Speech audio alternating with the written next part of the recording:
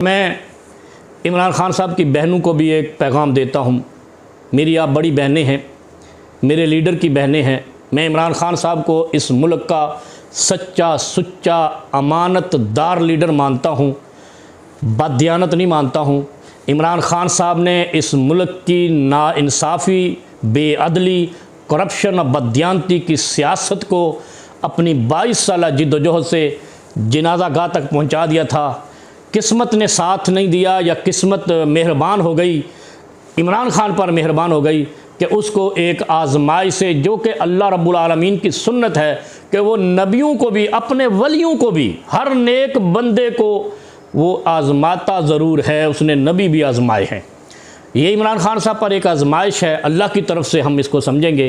क्योंकि इमरान खान साहब ने बज़ाते ख़ुद बेनफ्स से ही कोई ऐसा जुल्म नहीं किया, लेकिन उसका दुश्मन या उसका मुखालिफ कलमा पढ़ते हुए, आयात पढ़ते हुए जुल्म कर रहा है। आयात पढ़ के जुल्म तो हज्जाज बिन यूसुफ ने भी किया था, लेकिन खुदा ने उसको मौका नहीं दिया, 1 महीने का मौका नहीं दिया। यजीद ने भी किया था, खुदा ने उसको मौका नहीं दिया। नमरूद और फ़िरौन ने भी किया था, खुदा ने उनको ज़मीन पर मौका नहीं दिया। जिन पर वो जुल्म करता था वो कई 100 साल तक बाद में ज़मीन पर हाकिम रहे, अल्लाह के पैगम्बर बनकर रहे, कौमों की इस्लाह करते रहे। क्योंकि कुरान कहता है व इज़ा क़ील लहुम ला तुफ़सिदू फ़िल अर्ज़ि क़ालू इन्नमा नहनु मुस्लिहून, कि जब कोई कुफ़ार से दोस्ती करता है, उनको अपने मुल्क के, अपनी कौम के राज पहुँचाता है, जब उनसे कहते हैं ऐसा नहीं करो और ये मुनाफ़िकों की अलामत है, तो कहते हैं क़ालू इन्नमा नहनु मुस्लिहून, हम तो इस्लाह के लिए करते हैं।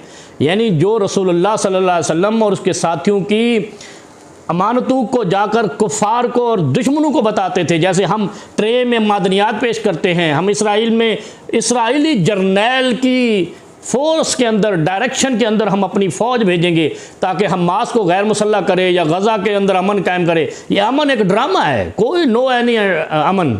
ये ऐसे ही है एक यानी शराब की बोतल पे पेप्सी का लेबल लगाने वाली बात है।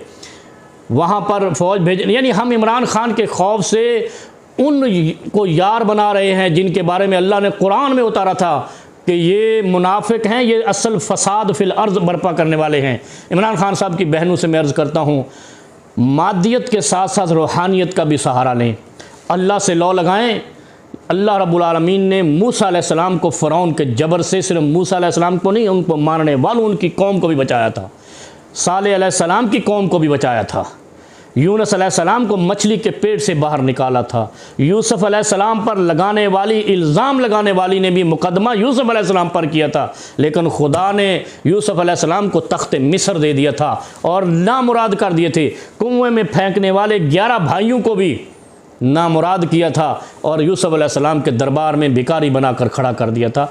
ये कोई अल्लाह से बाइद नहीं है, लेकिन आपको अल्लाह की तरफ रुजू करना होगा।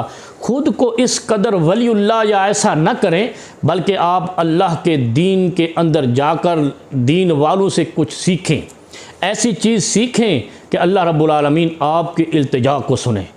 मादियत के साथ साथ रूहानियत की तरफ या सबब असबाब से मुसब्बिबुल असबाब की तरफ, अल्लाह की तरफ रुजू करना लाजिम होता है फ़तह के लिए। और ये इमरान खान साहब तक पैगाम पहुँचाना भी लाजमी है।